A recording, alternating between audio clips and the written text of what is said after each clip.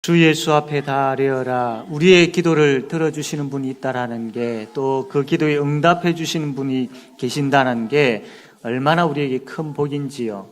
주 예수께 아뢰는 그런 우리 모두의 삶이 되기를 바랍니다. 네. 우리 주일학교 아이들도 같이 오늘 예배를 드립니다. 우리 친구들 앞에 한번 보시면, 제목이 이제 지나갔지만 오늘 목사님이 설교할 제목이 뭘까요?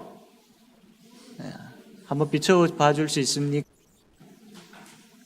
네, 우리 주일학교 아이들 한번 읽어봅시다. 예수님은부터 시작.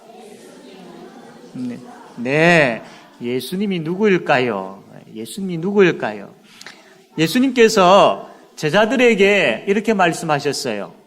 사람들이 나를 누구라고 하느냐라고 이렇게 질문을 하니까 제자들이 이제 예수님에 대해서 들은 이야기들을 예수님께 이제 하는 거예요. 예수님, 어떤 사람은 예수님 보고 세례 요한이라 하고, 어떤 사람은 예수님 보고 엘리야라 하기도 하고, 어떤 사람은 예수님 보고 옛날 선지자 중에 한 사람이 다시 살아났다라고 그렇게들 이야기를 합니다. 라고 이제 제자들이 이야기를 했어요. 여러분들은 어때요? 여러분 주위에 있는 사람들이 예수님에 대해서 이야기할 때 어떤 이야기를 하는 것 같아요? 많은 사람들이 이야기를 하죠. 예수님은 참 착하신 분인 것 같아요. 예수님은 사랑이 많은 분인 것 같아요. 그래서 예수님은 정말로 훌륭한 선생님이에요. 여러 많은 성자들이 있는데 그 중에 예수님도 참 귀한 성자인 것 같아요. 참 훌륭한 그런 사람인 것 같아요. 라고들 이야기를 하지요. 그런데 예수님께서 제자들이 이야기하는 이 이야기를 들으시고, 그래? 그럼 알겠다라고 끝내지 아니하시고 다시 예수님께서 질문합니다. 그러면 너희들은 나를 누구라고 하느냐라고 질문을 합니다.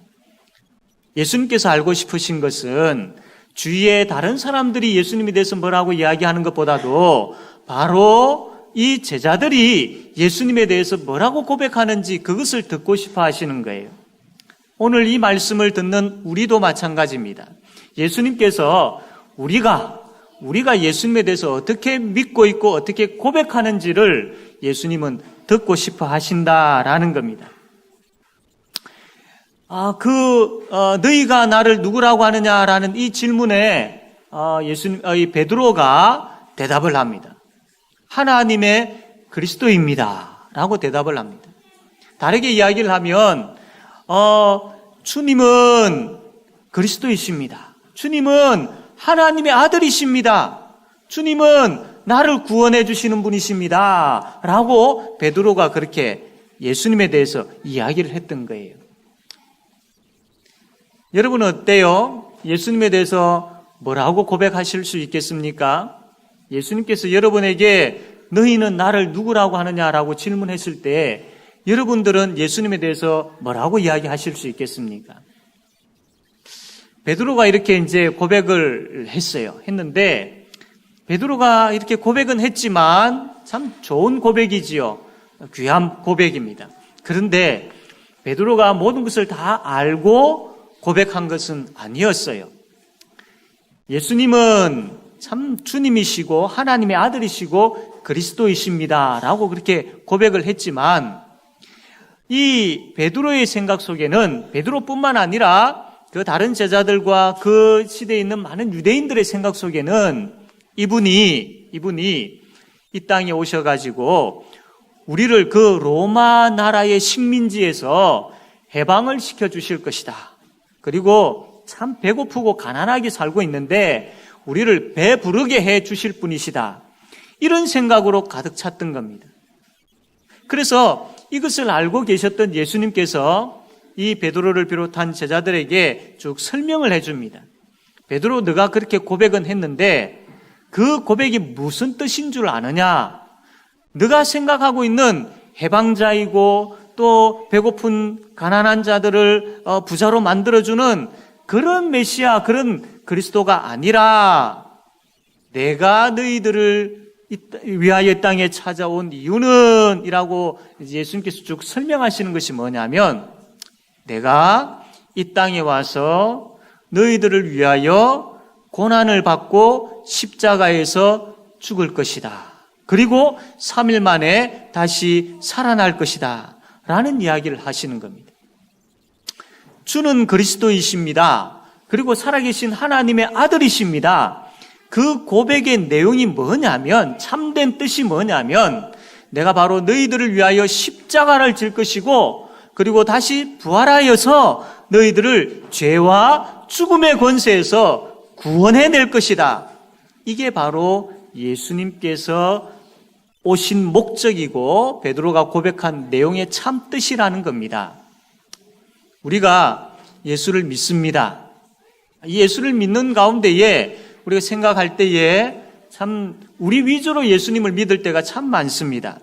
예수님에 대해서 신앙 고백을 할 때도 정말로 성경에서 이야기하는 그 신앙 고백보다는 나 위주의 신앙 고백, 내가 잘 되고 나의 욕심이 채워지고 이러한 어떤 그 나 중심의 예수님에 대한 생각을 할 경우들이 간혹 있지요. 그러나 그렇지 않다라는 겁니다. 예수님은 이 땅에 오셔서 우리를 위해 죽어주셨습니다. 다시 이야기하면 예수님께서 죽으러 오신 것이죠. 우리의 기대와 그 당시의 제자들이나 유대인들의 기대와 전혀 다르지요. 그러나 중요한 것은 예수님이 오셔서 죽어주셨기 때문에, 십자가를 져 주셨기 때문에 우리가 살아날 수 있게 되어진 것이죠.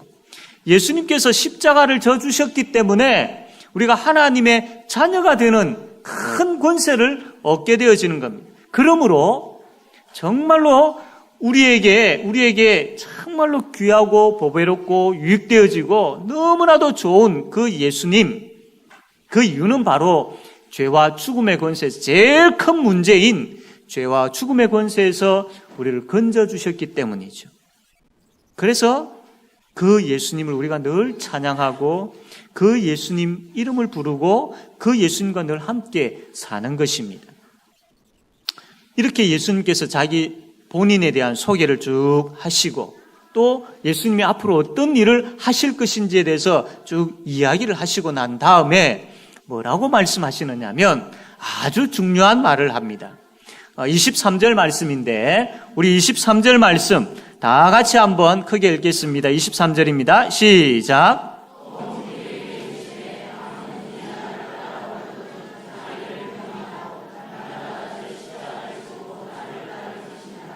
아멘.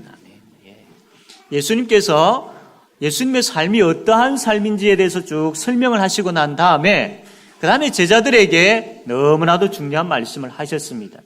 아무든지 나를 따라오려거든 자기를 부인하고 날마다 제 십자가를 지고 나를 따를 것이니라 라고 했습니다. 너희들이 나를 믿는데, 너희들이 나를 따르고 있는데 그 나를 믿는 것이 무엇인 줄 아느냐?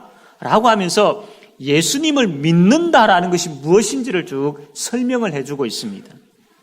예수님을 믿는다, 예수님을 따른다라는 것은 오늘 말씀처럼 내 자신을 부인하는 것이고 또 나에게 주어진 십자가를 지고 예수님을 따르는 것이다라는 겁니다.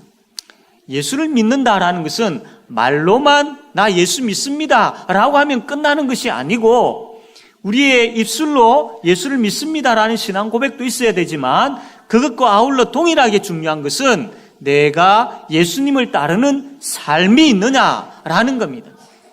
신앙 고백도, 입술의 신앙 고백도 중요하지만 삶의 신앙 고백도 중요한 것입니다. 말로는 예수 믿습니다라고 하지만 삶에 있어서는 예수님을 따르는 모습이 없다면 그거 예수 안 믿는 것이죠. 안 믿는 것입니다. 그러므로 예수를 믿는다라는 것은 입술로 내가 예수를 믿습니다, 마음으로 고백하는 것과 함께 내가 예수님을 따르는 삶이 있어야 돼. 그 열매가 있어야 된다라는 겁니다. 그래서 예수님은 지금 너희들이 나를 입술로 고백하지만 그 삶이 있어야 된다라고 아주 중요한 말씀을 하신 겁니다. 그러면 예수님을 따르는 자, 예수님을 믿는 자, 즉 자기를 부인하고 자기 십자가를 지고 예수님을 따르는 것은 어떤 것을 이야기할까요? 그것은 한마디로 이야기하면 겸손하게 사는 것을 말합니다. 남을 나보다 높이고 자신을 낮출 줄 아는 삶, 이러한 겸손한 삶이 있어야 된다라는 겁니다. 예수님은 겸손하신 분이셨거든요. 하나님의 본체를 가지신 분이시지만 낮추시고 사람의 몸이 되시고 또 낮추시고 죽음의 자리에까지 이를 정도로 아주 낮추시고 낮추셨던 겸손하신 분이셨어요. 그래서 우리도 예수님처럼 겸손한 사람이 되어야 됩니다. 겸손은 그냥 나는 겸손해요 라고 한다고 되어지는 부분들이 아니죠. 내가 날마다 죽어져야 됩니다. 그러려면 내가 높여지고 내가 나타나고 내가 자랑되어지는 것이 아니라 철저하게 하나님을 자랑하고 하나님을 높일 줄 아는 그것이 있는 사람이 바로 겸손한 사람입니다. 그리고 나를 부인하고 십자가를 지고 예수님을 따르는 사람은 나의 옛사람을 버리는 사람, 나의 옛사람의 모습을 버리는 것을 이야기합니다. 하나님 보시기에 부끄러운 것, 하나님 싫어하는 것, 하나님께서 하지 말라라고 하신 것, 이것을 버리는 것. 참 쉽지 않습니다. 버리는 것이 이미 우리의 몸에 배어 있기도 하고 또 그러한 것들이 얼마나 달콤한지요. 이 참 버리기가 쉽지 않습니다. 그러나 우리가 하나님께서 말씀하신 것에 집중하게 되어지고 하나님께서 기뻐하시는 것이 무엇인지에 대해서 관심을 가지고 그것 하려고 애쓰면 자연스럽게 하나님 싫어하는 것, 하나님 하지 말라라고 하는 것, 그것 버릴 수 있게 되어지는 것이죠. 그리고 또 우리를 부인하고 우리의 십자가를 지고 예수님을 따르는 것은 내 속에 있는 죄악된 것을 죽이는 것을 이야기합니다. 우리의 성격들, 또 우리의 욕심들, 우리의 고집들, 이러한 것들을 죽이는 것. 이게 바로 내 자신을 부인하고 십자가를 지고 예수님을 따르는 것이죠. 그런데 참 이게 쉽지 않습니다. 나를 부인하고 나에게 주어진 십자가를 지고 예수님을 따른다라는 게 참 쉽지 않습니다.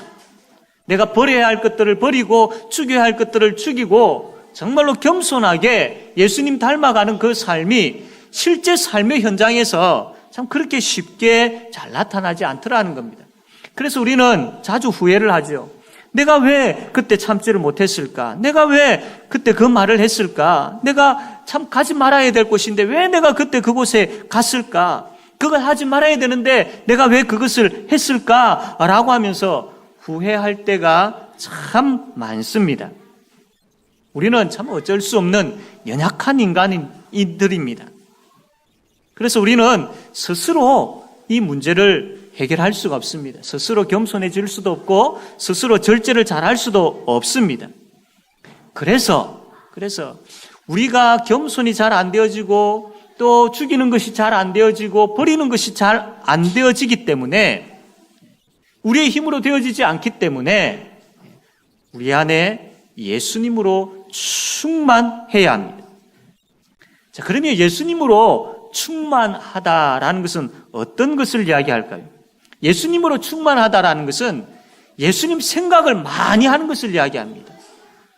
하루 살아가는 가운데에 예수님이라는 이름을 많이 부르고 내 머릿속에, 내 마음속에 예수님에 대한 생각을 많이 하는 겁니다. 참 쉬울 것 같지요? 그런데 여러분 한번 삶을 돌아보십시오. 참 바쁘게 살아가는 그 삶 가운데 예수님에 대한 생각을 한 몇 번 해보셨는지 많지 않을 겁니다. 그래서 예수님에 대한 생각을 어쨌든 많이 하려고 하셔야 됩니다. 그리고 예수님으로 충만하다라는 것은 예수님께서 말씀하시는 그 말씀을 많이 들어야 되고 많이 읽어야 되는 것이죠. 더 나아가서 예수님을 의지하는 가운데 그분께 기도하는 삶이 있어야 됩니다.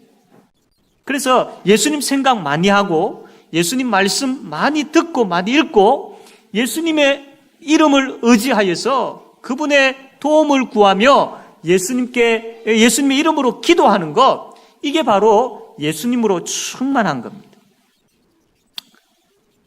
근데 늘 이야기하지만 잘 알고 있는 부분들이고 그렇게 해야 된다라는 것도 다 인식하고 있는 부분들이지만 이게 잘 안 되더라라는 겁니다. 잘 안 되더라는 겁니다. 이 말씀과 기도 생활이 잘 안 되니까 예수님에 대한 생각들이 충만해야 되는데 그게 잘 안 되니까 어떻습니까? 내 마음속에 자연스럽게 예수님으로 충만해야 되는데 예수님이 점점 주니까 내가 더 많아지는 겁니다. 그럼 내 속에 내가 더 많아지는 것이죠. 예수님에 대한 생각과 그분의 말씀과 그분을 의지하는 기도가 점점 줄어드니까 없어지니까 그 자리에 욕심이 생기고 교만이 생기고 미움이 생기고 그러더라는 겁니다. 그래서 우리가 자주 실패하고 넘어지는 것이죠. 이게 잘 되어지지 않는 이유들이 있지요. 이 시대가 얼마나 많이 바쁩니까? 얼마나 분주합니까? 그래서 이 말씀과 기도 생활이 참 쉽지 않습니다. 참 피곤하고 힘들잖아요.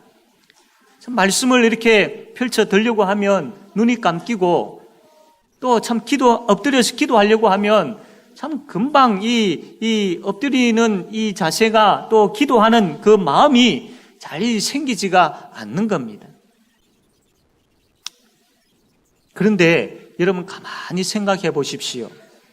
정말로 시간이 없어서입니까? 아니면 마음이 없어서입니까? 시간의 문제입니까? 마음의 문제입니까? 이것은 마음의 문제입니다. 마음이 없어서 그런 것입니다.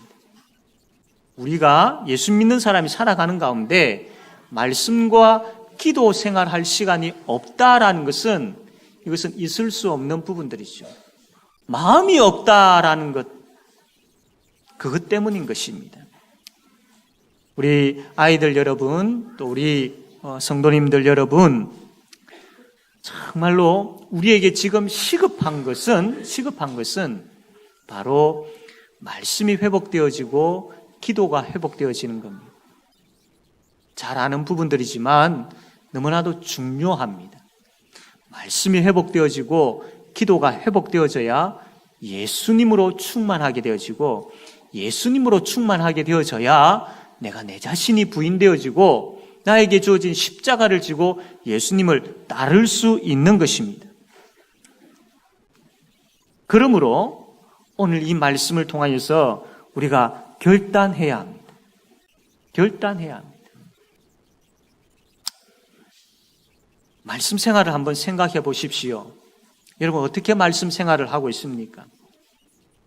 다른 분주하고 바쁜 걸로 인하여서 대충 아예 하지 않는 분들도 있을 수 있고 그냥 대충 때우기 식으로 하실 수도 있겠지요.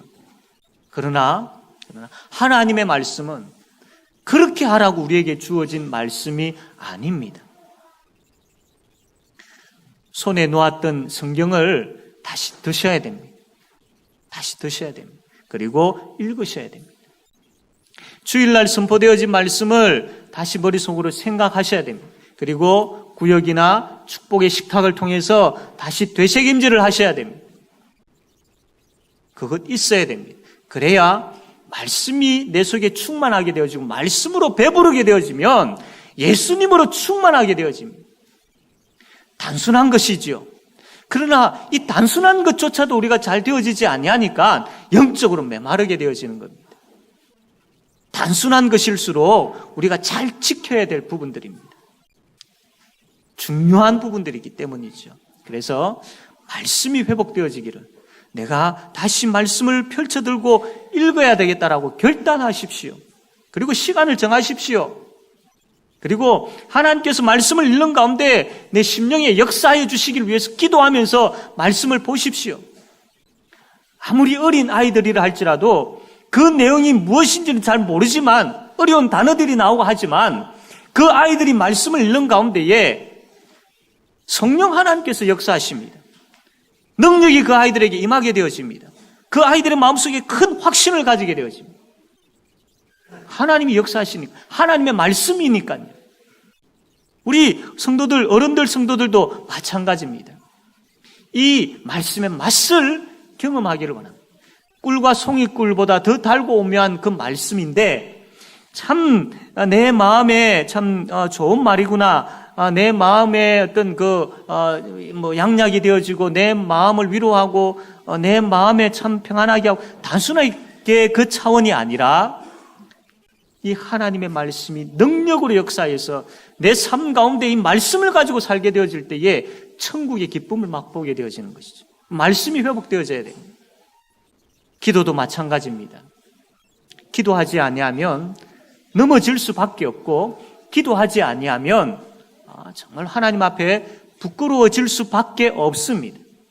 그러므로 기도가 회복되어져요. 기도가 회복되어질 때 예수님으로 충만하게 되어집니다. 자, 이렇게 예수님으로 충만하게 되어지는 사람, 자기를 부인하고 자기에게 주어진 십자가를 지고 예수님을 따르는 사람, 이 사람은 어떤 결과가 나타날까요?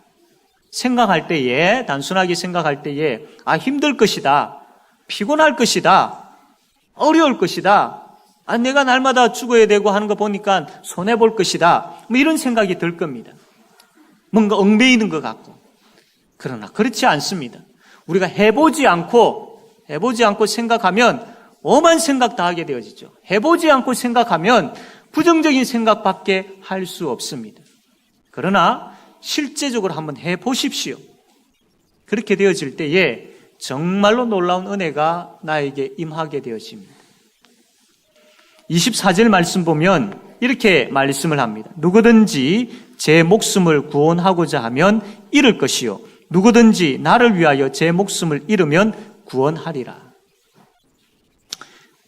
세상의 바쁜 것 쫓아서 거기에 휩싸여 살아가고 그렇게 함을 통하여서 내가 내 자신을 지키고 가정을 지킬 수 있고 그렇게 함으로 내가 먹고 살 수 있다라는 그 생각과 그 집착에 빠져서 그것 바라보고 나아가게 되어지면 결국에 가서는 나의 모든 부분들을 잃어버리게 된다라는 것이죠. 그러나 그 바쁜 가운데서도 내가 그렇게 열심히 살아가는 가운데서도 하나님께 소망을 두고 그분의 말씀을 붙잡고 그분 앞에 엎드리는 그 삶을 계속 하는 가운데 내가 살아갈 때에 그분께서 우리에게 구원의 은혜로 충만하게 해주신다라는 겁니다. 세상이 맛볼 수 없는 평안과 기쁨을 주신다라는 겁니다. 여러분 그거 맛보고 싶지 않습니까? 살아가는 그 환경들이 참 힘들고 어려울 수 있습니다. 큰 걱정과 고민들이 왜 없겠습니까? 그런데 그런 가운데서도 말씀과 기도가 내 속에 충만하고 예수님이 충만하게 되어지면 그 걱정과 근심, 그 문제가 사라지는 것은 아니지만 그 예수님 충만함으로 인하여서 내 마음에 기쁨이 넘치게 되어지는 거죠. 천국의 평강이 나에게 임하게 되어진다라는 겁니다. 사랑하는 성도 여러분, 이 한 주간 우리가 말씀을 결단하고 말씀을 붙잡고 또 말씀을 펼치고 말씀을 생각하고 그렇게 살아봅시다.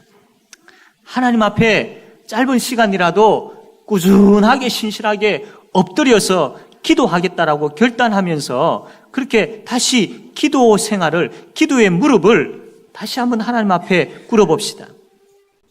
그렇게 되어지면 내 마음에 천국의 기쁨이 넘치게 되어집니다. 하박국 선지자가 고백했죠. 참 무화과 나무에 이 열매가 없고 포도나무에 이 열매가 없고 우리의 양떼가 없고 외양간에 소가 없다 할지라도 난 여호와로 인하여 즐거워하고 기뻐한다라는 거예요. 여러분 이게 이해가 가십니까? 이 이해가 안 가야 될 부분들이죠. 이해가 되어지지 않는 부분들입니다. 세상 사람들은 이거는 이해할 수 없는 비밀입니다. 그러나 우리는 이해되어져야 됩니다. 왜? 그런 조건들이 우리에게 이미 있기 때문이죠. 하박국 선지자가 고백했던 그것이 이해되어져야 됩니다. 아니, 말씀과 기도로 충만하게 되어지고 예수님으로 충만하게 되어질 때 이 말씀이 이해가 되어질 것입니다. 다윗이 고백했죠. 내가 사망의 엄침한 골짜기로 다닐지라도 해를 두려워하지 아니할 것이다. 이건 역시 우리가 이해가 되어질 것입니다. 아니, 경험되어질 것입니다. 그것을 맛보게 되어질 것입니다. 그러므로 이 한 주간 내 자신을 부인하고 나에게 주어진 십자가를 지고 예수님을 따릅시다. 그러려면 예수님으로 충만해야 됩니다. 예수님으로 충만하려면 말씀이 회복되어져야 되고 기도가 회복되어져야 됩니다. 기본적인 부분들입니다. 그러나 중요한 것이고 우리를 살리는 것이고 우리를 회복시키는 것입니다. 그래서 이 한 주간 우리 제5영도교회 성도님들 어린 나이에서부터 나이 많은 모든 분에 이르기까지 그 삶의 현장에서 말씀 읽는다고 들었던 말씀 생각한다고 또 하나님 앞에 엎드려 기도한다고 북적북적하는, 그래서 영적으로 회복되어지는 그 소리가 나고 뜨거워지는 그 모습들이 보여지고 천국의 기쁨과 평안이 보여지는 그런 역사가 충만하게 되어지기를 바랍니다. 아멘.